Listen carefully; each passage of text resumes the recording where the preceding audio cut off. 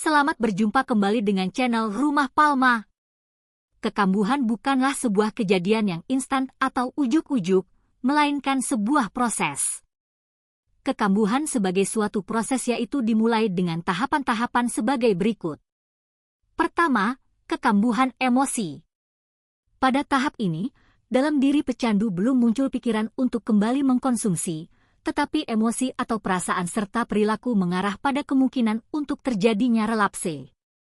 Kekambuhan emosi ini ditandai dengan tanda-tanda sebagai berikut adalah perasaan gelisah, cepat marah, keras kepala, suasana hati yang berubah-ubah atau mood swings, mengisolasi diri, merasa tidak membutuhkan pertolongan, pola makan yang buruk, dan pola tidur yang buruk. Semakin dini tahap kekambuhan emosi ini diketahui, maka akan semakin mudah untuk menarik kembali keinginan untuk memakai tersebut. Namun jika kekambuhan emosi ini tidak terdeteksi dari awal dan tidak bisa dicegah, maka kemungkinan besar kekambuhan emosi ini akan lanjut ke tahapan berikutnya atau bahkan akan memunculkan keinginan buat pakai lebih cepat dan tidak dapat dikontrol. Cara mencegah kekambuhan emosi adalah berusaha mengenali atau menyadari kalau dirinya sedang mengalami kekambuhan emosi, menyadari kalau perilakunya mulai berubah.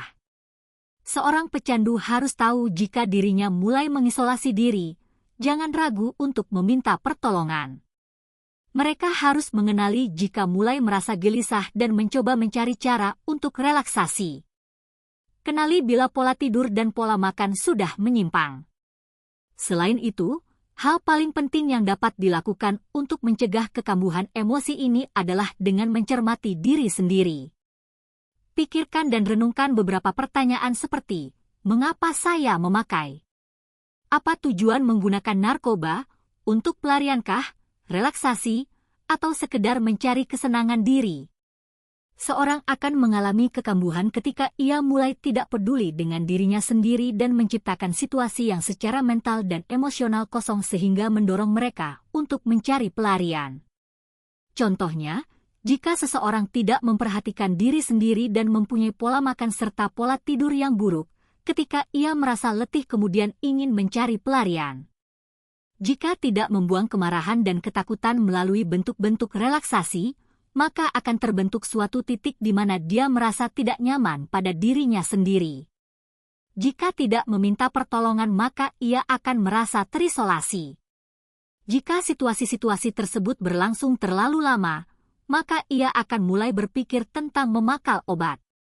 Sebaliknya, jika ia mau peduli dengan dirinya, mencermati dirinya, maka dapat menghindari berkembangnya perasaan tersebut dan terhindar dari kekambuhan.